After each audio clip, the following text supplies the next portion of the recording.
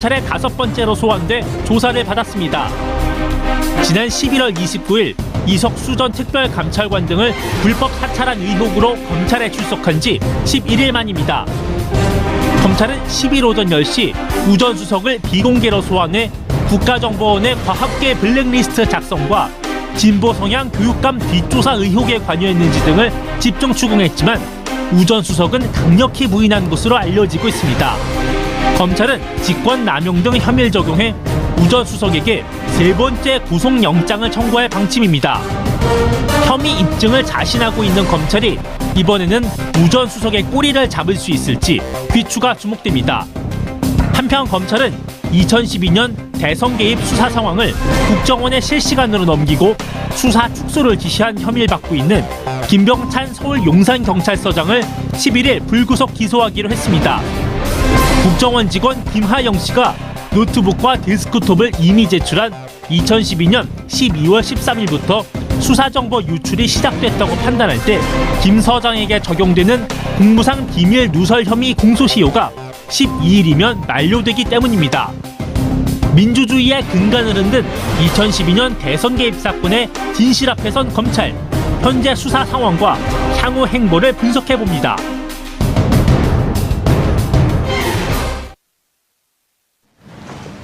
정봉주 불교시대 2번째 주제는 우병우 5번째 검찰 소환입니다. 이 문제와 관련해 함께 하실 2분 모셨습니다. 대한민국 최고의 변호사라고 자부하는 이재화 변호사 자리하셨습니다. 예, 안녕하세요. 저는 자부한 적 없습니다. 오래간만에 나오셨어요? 예. 예. 자, 그리고 대한민국 최고의 기자라고 자부하시는 장윤성 기자 자리하셨습니다. 예. 시청자 여러분들께서도 샵5400으로 다양한 의견 문자로 보내주시기 바라겠습니다. 페이스북 라이브로도 시청하실 수 있습니다. 6번째 소환 아닌가요? 일요일날? 지난 5번째 소환. 5번째인가요? 예. 뭐 중요한 거는 아니니까요. 좀 틀리시네요, 요새 자꾸. 장시호. 네? 또 틀리더니. 아, 예측은 예측인 거죠. 그럼요. 이거 틀린 거 지적하면요. 네. 예측들 안 해요. 그럼 세상에 재미가 없어져. 틀린 건 이미 낙장불입 지나가는 거예요, 그냥. 그리고 틀리는 게 있어야지 맞는 것도 맞힐 때 재미가 있고 그런 거지 뭐. 네. 근데 왜 이렇게 비공개로 소환을 했어요? 왜? 먼저 지난번에 17시간 조사했을 때 뭔가 혐의가 좀 덜 나왔다고 보는 건가요? 아니면 어쨌든 혐의가 좀 부족해 하니까 보강하려고 부른 거 아니에요? 그렇죠. 어제는 일요일 날은 대질 조사를 한 게 아닌가 싶은데.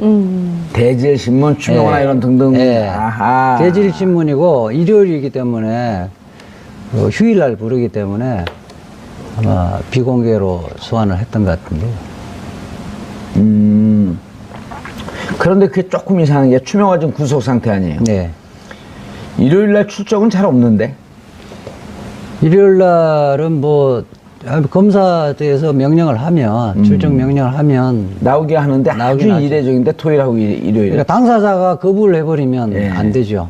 그러니까 아마 근데 뭐 이미 징역에 있는 것보다 나오는 게 편하니까. 우병우가 부인하니까 예. 대질하기 위해서 부른 게 아닌가 싶어요. 그거 뭐 취재가 된 건 아니죠? 추정이죠? 뭐 제 경험칙상 그렇다는 거예요. 그럴 가능성이 높습니다. 대질할 예. 가능성이 높다. 추명호는 대기시켜 놓고 예. 부인하면 추명호를 불러서 아하. 그렇게 했을 가능성이 높고 꽤 의미 있는 소환을 한 거네요, 그럼? 구속영장 청구를 하기 위해서 마무리 수순 아닌가 싶어요. 제가 지난주에 검찰 고위 관계자를 만났는데 지금 지난번에 지금 윤석열 중앙지검장은 막 영장 기각하면서 성명서 발표하고 그랬잖아요. 예. 그럴 필요 없다. 우병우는 국민이 영장을 그걸 발부를 한다. 이번에 영장 그러니까 3차 영장을 기각하면 법원은 죽는다고 검찰은 생각하고 있더라고요. 우리는 가만히 있어도 국민이 발부해 줄 것이다. 이렇게 보고 있더라고요. 오늘 아침에 제가 방송에서 한 건데 그 얘기를 들으신 건가요? 직접 들었죠. 예. 아, 제가 얘기한 거? 아니야.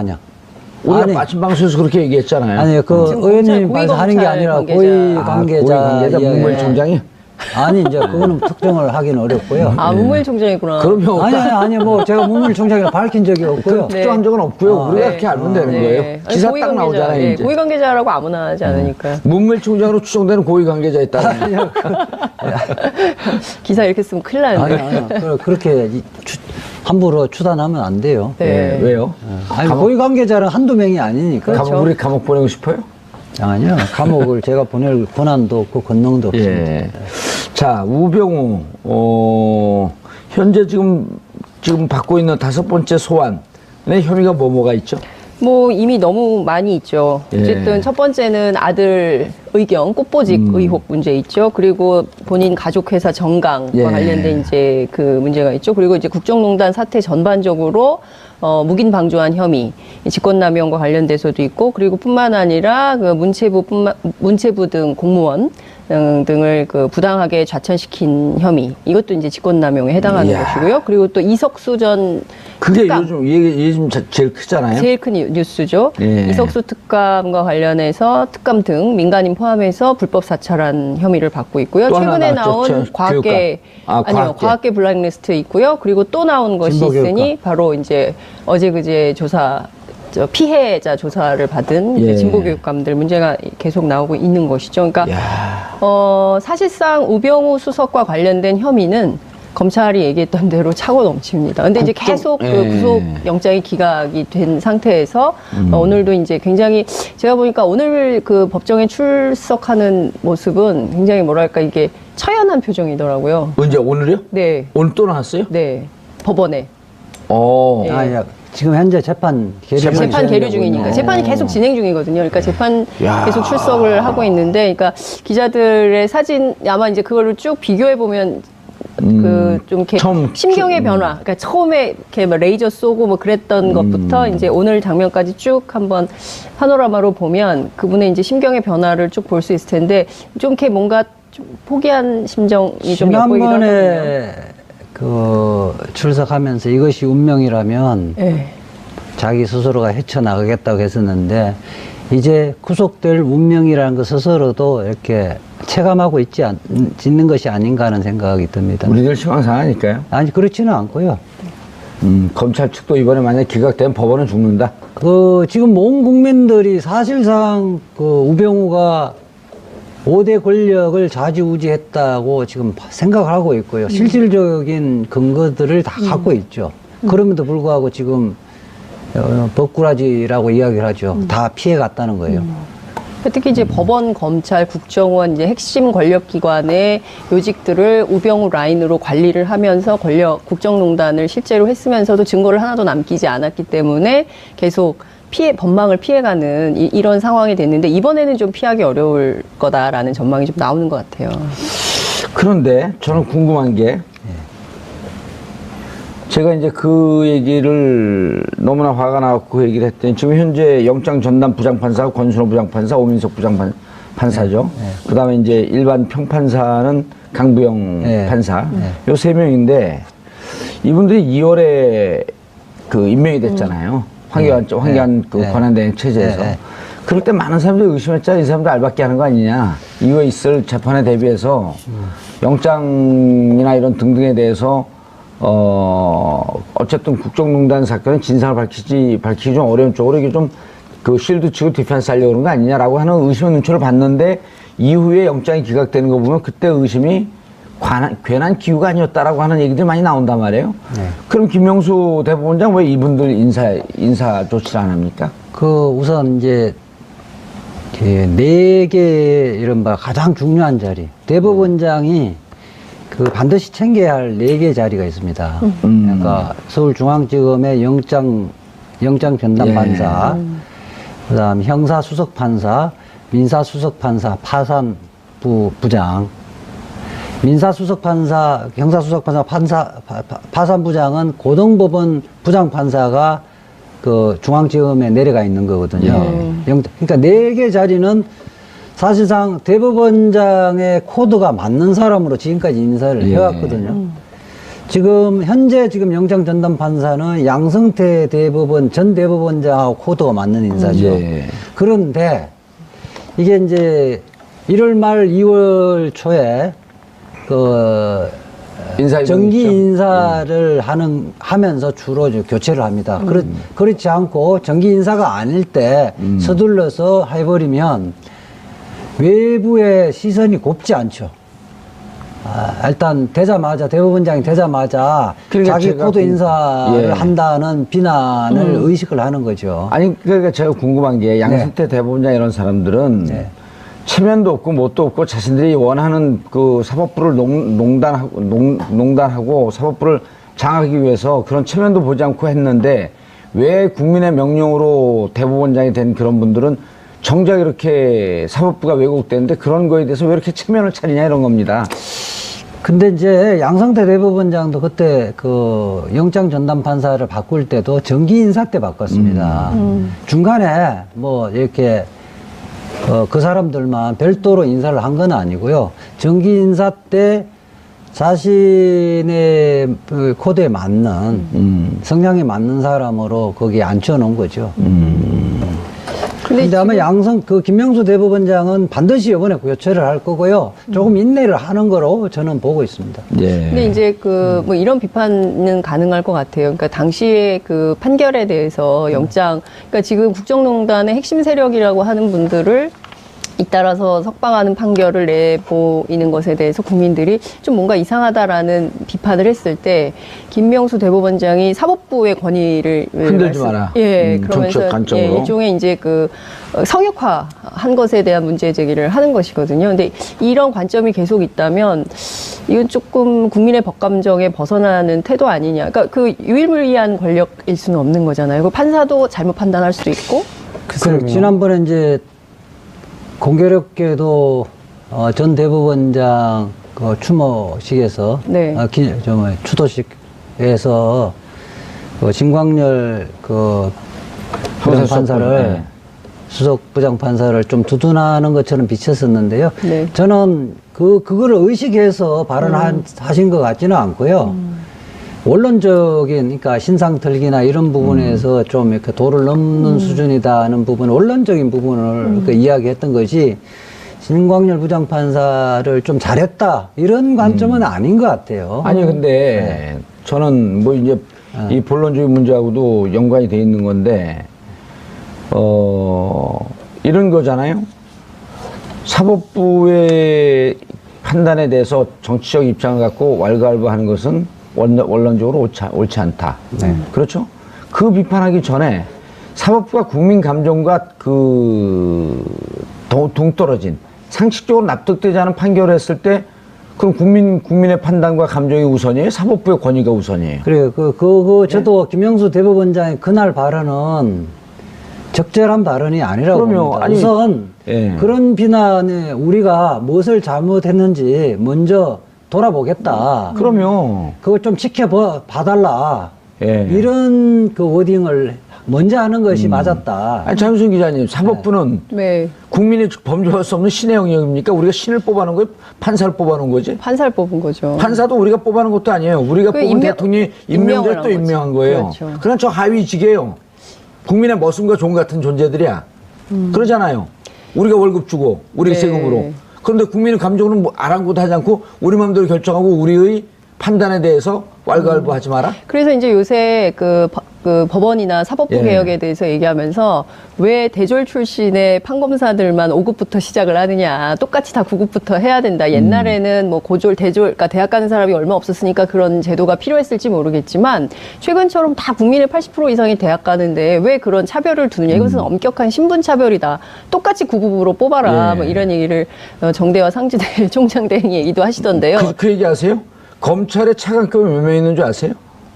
검찰에? 검찰의 차관급이 예, 차관급 40몇 명. 40몇 명이라는 거예요. 50명 가까이 되고요. 법원에 몇 명인 줄 아세요? 법원 몇 명인가요? 200명이에요. 그거는 그렇죠. 그러니까 이 직책을 판사가 네. 다 차관급이죠. 이 왜? 직책을 이미 우리 정부 그 전에 국민의힘 정부 참여정부 때 이게 확 늘었는데 네. 그때 이제 독립성이라고 하는 것 때문에 했는데 이 직급을 다시 일반 공무원처럼 다 낮춰놔야 돼요. 예. 경찰은 차관급이 몇 명인 줄 아세요? 경찰은 몇 한 명이에요? 명이요. 한 명이요. 한 명. 서울경찰청장 한 명이에요. 아니 서울경찰청장 전체 경찰청장이 경찰청장 한 명이 차관급. 근데 검찰에는 50명, 법원엔 200명. 그러니까 이게 제대로 된 나라입니까? 그러니까 이제 옛날에 육법회라고 해서 네. 육사하고 서울대 법대 출신을 묶어서 박정희 정권이 어쨌든 통치 수단으로 활용했던 과거의 적폐와 구태가 여전히 살아있는 거죠. 그 시스템이 그냥 지금까지 있는 건데. 그냥 5급 공무원은 평생 둬야 돼요. 네? 5급 공무원은 평생 둬야 돼요. 아니 그 그런 공무원들 건 승진 아니고요. 시험 보잖아요. 그러니까 예. 그런 것처럼 승진 시험 봐서 승진할 수 있도록 하면 되는 거죠. 그러니까 고등 부장 판사가 일반 그러니까 고등 부장 판사부터 차관급이잖아요. 예. 사실은 그 서열 때문에 예, 지금 그 판사들 법관의 독립이 저해되는 거거든요. 그리고 어쨌든 자기 소신껏 그 판결을 하려 하더라도 이러다가 고등부장 판사가 안 되면 나 옷 벗어야 된다. 이런 잘못된 문화가 자리 잡고 그렇죠. 있거든요. 김명수 대법원장이 일단 고등부장 그 판사 제도를 없애겠다고 일단 이야기하고 그 부분은 평판사들 대다수가 동의를 하고 있습니다. 그럼 차관급이 그렇게 없어지는 거죠? 없어지고 고등법원은 대등재판부에서 네. 순번을 돌아가면서 고등부 내에서. 네. 부장 판사 역할만 하는 거죠. 이렇게 되는 거죠. 예를 들어 그 대학교에서 네. 교수들이 쭉 있으면 네. 그 중에 한 명이 총장 역할을 했다가 총장 그만두면 다시 교수로 가고 이런 식으로 순번제로 돌겠다는 거죠. 지금 현재 보면 학장들이 대부분 그렇게 그렇죠. 돼 있죠. 학장들 네. 그렇게 돼 있고 지금 합의부가 실질적으로는 서열이 있어 버리면요 부장 판사의 생각이 판결문에 관철되거든요. 실질적으로 달라져도. 예. 근데 이제 대등 재판부가 돼지면 실질적 합의가 되는 거예요. 이게 예. 대법원의 지금 소부가 그렇게 구성되어 있거든요. 알겠습니다. 우병우에게다가 흥분해갖고 영장 전담 판사로 갔는데 다시 이제 돌아와서 우병우 앞뒤가 똑같은 우병우로 다시 가죠. 저는 뭐 다른 걸 다 떠나갔고요. 지금 허현준 행정관 네. 네. 화이트 리스트 60 정경련을 통해서 69억 예. 그걸 정경련에서 뜯어서 보수단체 지원하도록 한 거. 우익단체. 그 우익단체에 지원하도록 한 거는 지금 공소장에 대통령하고 우병우 지금 뭐지? 우병우도 그 부분은 아니요, 관련이 없죠. 허현준 행정관은 조윤선하고 조윤선 전 헷갈렸네. 장관이 당시에 이제 정무수석일 때 공범으로 적시가 되어 있는데 허현준 행정관이 재판 과정에서 진술을 좀 바꿨어요. 그래서 누가요? 자신이 허현준 전 행정관 지금 구속되어 있는데요. 허 행정관이 재판에서 뭐라고 얘기를 했냐면 내가 조윤선과 관련해서 제가 이야기를 해갖고 우리 수석이라고 했는데 내가 그때 우리 수석이라고 한 것은 정관주 1차관을 얘기한 것이지 조윤선 장관을 얘기한 것은 아니다라고 이제 조윤선 장관의 관계가 없음을 주장을 했는데 이거는 이제 전혀 별건입니다. 전혀 다른 사건이. 문제 이야기를 하다가 우선 그 우병우 지금 전 수석은 지난번에는 이석수 전 특별감찰관 감찰관 진술이 좀 구체적으로 안 나왔죠. 특별감찰관 보도 요번 정원 과정에서 아주 구체적으로 나왔잖아요. 어떻게 해요? 구체적으로 나왔고 실질적으로 지금 비서관을 통해서 강압을 계속 느꼈고 마치 그 부분을 중단하지 않으면 어쨌든 불이익을 줄 그 위협을 느꼈다는 진술을 했었고 감찰관 보가 그렇죠. 이석수 특감 그다음에 추명호 전 국장이 이제 구속이 돼 있잖아요. 구속돼 있고 지금 직보를 했다는 거 아닙니까? 우병우 전 수석에 직보를 했다는데 최윤수 차장 또 기각되면서 일반 국민들이 우병우 3차 영장도 기각될 것이 아닌가는 우려를 하고 있는데 최윤수 지금 차장은 구속영장에 방조로 돼 있어요. 방조. 그래서 실질적인 역할이 좀 거의 없었다. 알면서도 방치했다. 이런 취지고. 그러니까 예컨대 지금 추명호가 최윤수에 보고하고 최윤수가 우병우한테 보고하는 형식이 아니라 추명호가 직접 보고를 하는데 알고도 묵인했다. 최윤수에게는 통보만 했다는 거 아니에요? 그러니까 최윤수 자기가 이 차장 자리는 패싱하는 자리다. 이렇게 얘기했잖아요. 알고 있었는데 가타부타 이야기를 안 했다. 요 정도이기 때문에 가담의 정도에 비춰봤을 때 구속할 만한 사유가 안 된다. 이렇게 판단했던 거거든요. 근데 이제 직접 보고를 했고 예. 그걸 갖고 구체적으로 지시했다는 것은 추명호 국장의 진술이 다 확보되어 있기 때문에 공범 뭐 공동 정범 중에 실질적으로는 뭐 우두머리 역할을 했기 때문에 추명호 국장의 죄만 하더라도 이번에는 우병우의 영장 발부는 뭐 차고도 넘친다고 봐야죠. 근데 실제로 물론 그뿐만 아니라 그러니까 그 우병우 전 수석과 관련해서는 새로운 뉴스가 계속 나오고 있는 건데요. 근데 충격적인 게 저는 여전히 블랙리스트라고 생각을 좀 합니다. 왜냐면 특히 이제 과학계 블랙리스트 같은 경우는 과학 분야는 사실은 전혀 왠지 정치와 관계가 먼 것 같고 그냥 이과니까 이분들은 그냥 뭐랄까 그 기술 개발이나 뭐 어쨌든 뭐 기초과학 연구에 그 골몰하시는 분들 같은데 이분들까지도 블랙리스트를 만들어서 관리했던 이유가 바로 김대중 정부 시절에 저 환경부 장관을 지낸 김명자 전 의원이 그 과총 회장을 하려고 하니까 요 한 사람만 걷어내는 게 아니라 이 사람을 회장으로 만든 전체 80개 과학자들을 단체. 대상으로 해서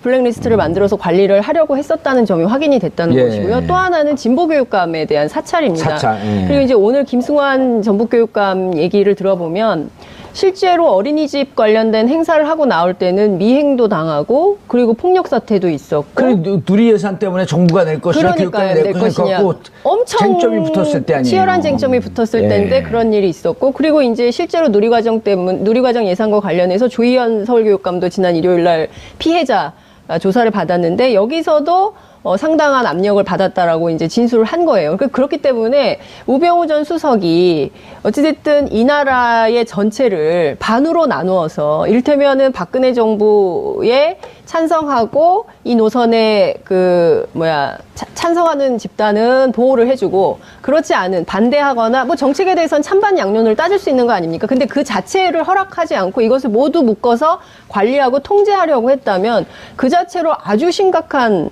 직권남용 혐의가 적용될 수밖에 없다. 우병우에 오다가 진보 교육감들에게 뒷조사에서 개인적인 약점을 캐내라고 한 거잖아요. 그렇죠. 이건 조폭이죠, 조폭. 그러니까요. 조폭. 지금 차관이잖아요. 수석이, 민정수석 차관이 국가의 그 예산을 갖고 조폭 행사를 한 거예요. 조폭 두목 행사를 한 거예요. 조폭도 뭐 이러니까 왠지 죄가 가벼운 것 같은 느낌이 드네. 잘 나가다. 범죄 집단은요. 범죄 집단의 수계. 무기까지 선고될 겁니다. 최하 7년서부터 기본이 7년이에요. 그러니까 그럼요.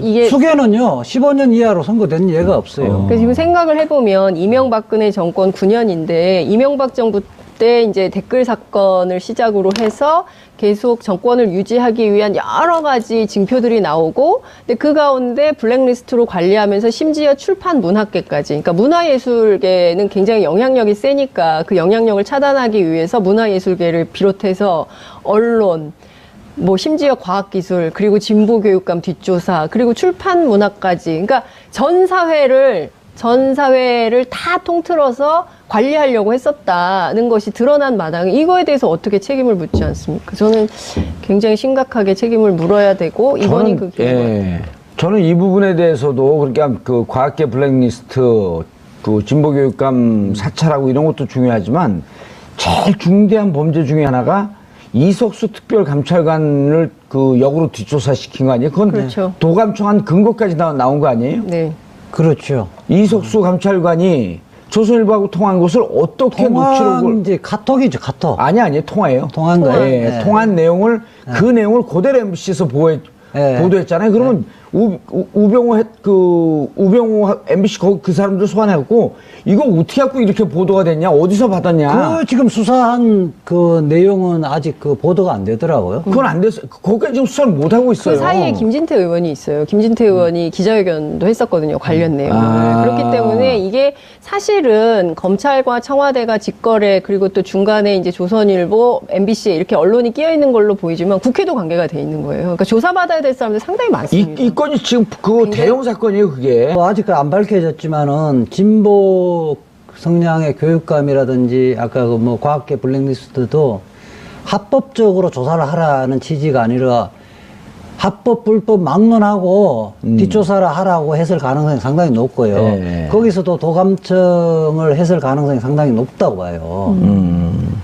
아니 그러니까 합법적으로 하면 경찰이나 검찰에 그 내사를 하거나 수사 의뢰를 하면 될 텐데 국정을 시킬 필요가 그러면 없거든요. 국정시킬 필요가 없죠. 그러니까 이게 딱 그 박정희 그리고 또 전두환 군사 독재 시절에나 있었음직한 이런 뒷조사 행태인데 당시 이제 우병우 민정수석실의 지시사항 내용을 보면 개인적인 취약점까지도 예. 담으라 그랬거든요. 그러니까 개인의 약점이 있으면 그러니까 전형적인 최동욱 총장 찍어내기 같은 거를 계속 그럼요. 하려고 했었던 거예요. 그러니까 구체적으로 찾아내서 망신 주고 다시는 이 사회의 어떤 그 여론 주도층으로 등장할 수 없도록 만들기 위한 그러니까 도대체 얼마나 오랫동안 이 정권을 하려고 이런 계획을 세웠던 것인가. 아니 이석수 감찰관 그 수사한 것도 추명호가 직접 지시한 거 아니에요? 네. 그러면 MBC가 보도한 기자를 지금 소환해야 되는 거예요. 소환 당연히 해야죠. 네. 소환해서 어떻게 취재했냐는 뭐 취재 보호하겠어. 그럼 도감청에 너 공범죄로 기소하겠다. 하게 되면 얘기를 할 수밖에 없거든요. 받았을 거 아니야, 어디선가. 그럼요. 그러니까 국정원 조직을 이용해서 그다음에 그 의원도 껴 있었다면서요. 네. 이거 다 공범 관계예요. 그럼 아, 이거는 지금 이제 MBC 사장이 이제 교체됐기 때문에 예. 그 내부에서도 또 새로운 자료가 나올 가능성이 아니 이 높아요. 얘기를 그렇죠. 해주는 방송이 하나도 없어요, 진짜로. 그러니까 저도 이 얘기 굉장히 중요한 건데 이제 예. 보도하는 기자 입장에서 보자면 당시에 누가 이것은 취재하기가 정말 어렵거든요. 전화한 내용을 어떻게 알겠습니까? 전환 내용 조선일보- 파일까지 갖고 있었다는 거 그러니까 아니에요? 전화한 그러니까 네? 이 두 가지거든요. 이석수 특감이 MBC 기자에게 얘기해 줬거나 아니면은 불법적인 방법으로 받았을 가능성인데 첫 번째는 그 가능성 이석수 특감이 뭐 얘기했을 가능성 없기 때문에 두 안 번째는 했대잖아요, 자기는. 절대로 하지 이석수 않았다고 할 때 했기 때문에. 조선일보 기자하고 통화하면서 이러잖아요. 우리가 그쪽을 들여다보고 있듯이 동시에 그쪽도 우리를 들여다보고 있기 때문에 네. 수사하기가 쉽지가 않다. 네. 어렵다. 난점이 있다. 그걸 그대로 보도했잖아요. 그러니까 MBC에서. 이거는 이 통기비법이 굉장히 세잖아요. 그렇기 때문에 그 지금은 아니 통신비밀보호법이 원래 법정형은 센데 실질적으로는 뭐 검사가 약식 기소하고 형량이 그렇게 많지 않았는데 이번에 세게 저는 가야죠. 영장주의를 위반한 것은 그 문명국가냐 그러니까 문명사회냐 야만사회냐를 갈림길이라고 보고 있거든요. 이것을 이제 국정원이 사실은 우리가 문제 삼는 거는 모든 것이 불법행위로 해서 모든 것을 조사를 하고 뭐 이렇기 때문에 문제되는 거 아니에요. 예. 제가 우리 지금 재심 사건에서 무죄 나오는 것이 전두환 박정희 정권 시대에 영장주의를 위반해서 고문, 가혹행위 이렇게 해서 그 유죄를 만들어서 이제 밝혀지는 거 아닙니까? 예. 그러니까 저는 영장주의를 위반한 어떤 범죄에서는 아주 법정 최고형까지 나는 선고를 해야 된다고 봐요. 예. 알겠습니다. 그래서 이번에는 이러저러한 증거 때문에 우병우 수석은 이제 전 수석은 빠져나가기 힘들 것 같다. 예. 그 뭐 정치적으로 봐도 예. 마지막에 지금 영장 전담 판사들이 예.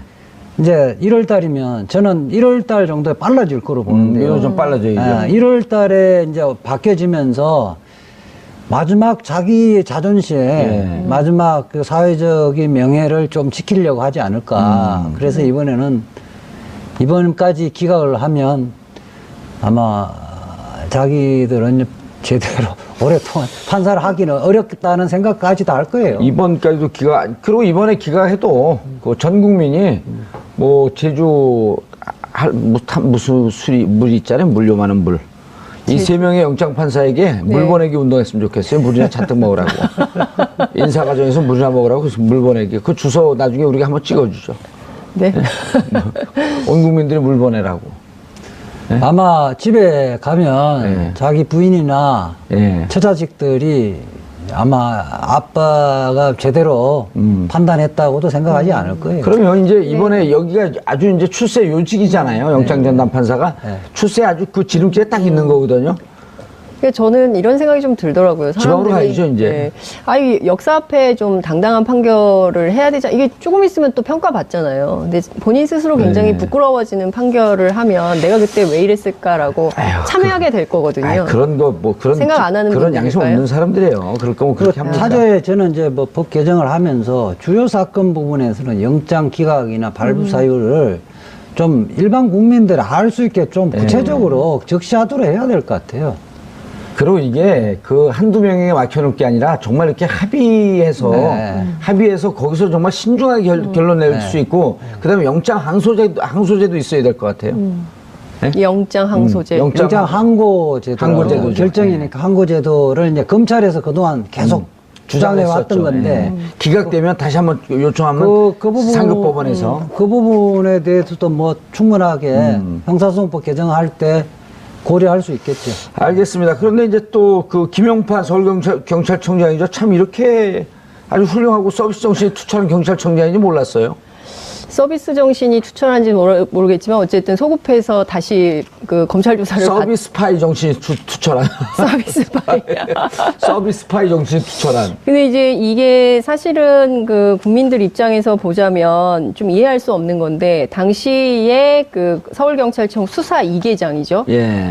김병찬 지금 용산서장인데 예. 일단 기소는 됐습니다. 왜냐하면은 이게 그 내일이 공소시효가 만료되잖아요. 공소시효가 공소시효가 만료되기 때문에 당장 오늘 이제 불구속 기소를 해서 예. 수사를 계속 하고 있는 이런 상황인데 2012년 댓글 사건 때로 시계를 다시 돌려서 보면 그때 당시에 그 권은희 그때 예. 당시 이제 수서경찰서의 수사과장이 그때 이제 그 강남 오피스텔 가가지고 문 두드리면서 당시 안에 있던 오피스텔 안에 있던 김하영 국정원 요원한테 문을 열고 나와라라고 했을 때 계속 안 나오고 버텼어요. 당시에 이제 그 제가 그때 이제 취재를 했었기 때문에 너무 잘 알고 있는데 당시 이제 민주당 의원들 김현 의원을 비롯한 민주당 의원들하고 당직자들이 현장을 지키고 있었고 문을 열고 노트북을 꺼내야 된다라는 주장과 안 된다. 이 공무집행 방해가 될 수 있다만 이제 이런 주장이 왔다 갔다 하고 이랬을 때인데 그때부터 수사 정보를 국정원에 넘겼다는 거거든요. 실시간으로. 그러니까 사실상 경찰이 그러니까 이런 거예요. 그 권은희 수사과장은 이 사건의 실체적 진실을 밝히겠다고 수사를 하고 있는데 서울경찰청 내부에서는 김용판 청장을 중심으로 해서 김병찬 수사 2계장을 비롯한 이른바 경찰 인력들이 그러니까 정권의 그 뭐랄까 편드는 경찰 인력이죠. 이분들이 국정원하고 짬짬이를 해가지고 실시간으로 수사 정보를 흘리면서 50차례 통화했다는 거 아니에요? 그러니까요. 그러면서 이 완전히 그야말로 물을 먹인 사건인 것이죠. 아니, 이 부분에 대해서 뭐 그 보도를 보니까 김용판 재심 청구 이야기는 아무데도 안 나오는데 새로운 증거가 나왔기 때문에 김용판 무죄 났잖아요. 무죄 났어요. 새로운 증거가 발견됐기 때문에 재심 청구가 가능해요. 지금 의원인가요? 아니요, 아무것도 아니에요.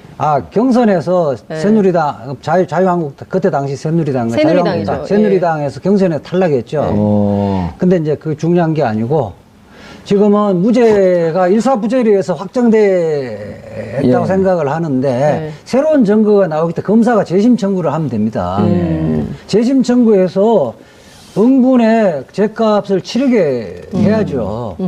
다스 비자금 조성한 그 자료가 125억 비자금 조성한 게 나갔고 그 비자금 조성한 걸 뻔히 알면서 정호영 특검팀이 다스에다 자료를 갖다 주면서 이렇게 되면 이게 비자금 조성한 거 티가 난다.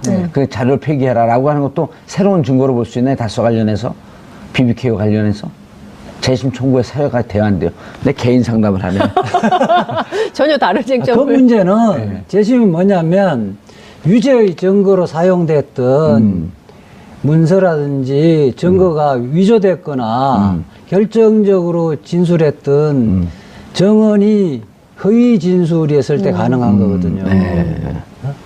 그럼 재심 청구 안 돼요? 그럼 새로운 증거가 나타나야 되는데 새로운 증거 났죠. 다스 비자금 조성한 거. 그 문제는 그때 당시에 기본적으로 김경준 판결문, 그 다음에 특검의 공소장, 그 다음 특검의 수사 결과 발표가 기본적인 사실관계에 반해서 나온 거기 때문에 그게 증거였잖아요. 그것을 번복할 새로운 증거가 있기 때문에 가능하다고 봐요. 재심 청구가? 가능하죠. 바로 선임할게요. 사적으로. 아니, 근데 이 건도. 이거 다 사람들이 다 관심이 제일 많은 거예요. 아니, 그리고 이 건도 재심의 가능성이 있는 게 왜냐하면 사실은 지금 김병찬 그 용산서장 같은 경우도 김용판 청장 재판에서 다 허위 진술한 거예요. 위증을 한 거예요. 그 당시에 근데 그 권은희 의원이 권은희 의원 빼고 다 위증을 한 거예요. 다 위증한 거예요. 근데 그때 재판 받으면서 유죄된 사람은 권은희밖에 없어요. 근데 물론 이제 나중에 모해 위증 혐의에 대해서 무죄를 받긴 했지만 이 재판 자체가 잘못됐다는 거죠. 그렇기 때문에 검찰의 재심이 반드시 필요하겠다. 재심을 하려면 그 중에 이제 주요 김병찬이나 다른 사람 주요 예. 진술했던 사람들을 위정으로 기소를 해야 돼요. 기소를 그게 기소했잖아요. 아, 위정으로 기소를 해서 위증으로. 그것이 처벌돼야 재심할 수 있는 거예요. 아. 그럼 그럼 그러면은- 이거는 김용판 재심 청구로 청와대에 청원해야 되나? 뭐 사실은 이제 권한위원회에 청와대는 정무수석이 네. 검찰총장에 수사 지시는 안 한다고 했으니까 검찰총장에게 청원을 해야 돼. 검찰총장 촉구를 해야죠. 근데 이제 그 김병찬 서장의 태도가 참 오만하다는 생각이 좀 드는데요. 검찰 조사에서 이 당시에 이제 당신 왜 이렇게 그 거짓 증언을 했느냐라고 물었을 때 뭐라고 얘기를 하냐면 5년 전의 일을 내가 어떻게 기억하냐. 5년 전의 일을 가지고 다시 나한테 묻는 것은 문제가 있다. 이런 식의 태도로 임했다고 보도가 돼 있어요. 예. 그 5년 전의 일 다 생생하게 기억을 하거든요. 아니 5년 전 일도 기억 못하는 사람이 무슨 서장을 하고 있어요. 그 아니, 기억을 다 기억을 주려고. 5년 전에 있었던 거를 모든 거를 기억을 할 수는 없지만은 중요한 사건이잖아요. 중요한 본인이 사건이 증언했던. 본인이 실시간으로 일생일대의 특수한 경험은 평생 죽을 때까지 기억을 하는 게 예. 일반적이거든요. 그러니까 보통 판결문을 쓸 때 뇌물을 주고받는 거 예. 이런 것은 일생일대 뭐 흔한 일이 특수한. 아니죠. 밥 먹듯이 흔한 일이 예. 아니기 때문에 그때는 아. 칼라로 다 기억을 하게 돼 있다는 거예요. 청사진처럼. 예, 칼라가 그거는- 사건이었어요. 그 청사진처럼 기억을 하고 있는 것, 그거는 10년, 20년 가도 기억한다는 것이 우리 경험칙상 입증되어진 거거든요. 알겠습니다. 오늘 그 지금 재판 진행된 상황, 김용판 당시 서울경찰청장은 이제 김병찬 이 새로운 증거가 나와서 재심의 사유가 사유로 점차 다가가고 있다. 우병우는 결국 이번엔 구속을 피하지 못할 것이다. 왜냐하면 예. 구속영장을 청구는 검찰이 하지만 발부는 국민이 할 것이다. 그렇죠. 알겠습니다. 자, 두 분 인사하시고요. 끝났어요. 예, 수고하셨습니다. 네. 11월 월요일 정봉주 품격시대 마치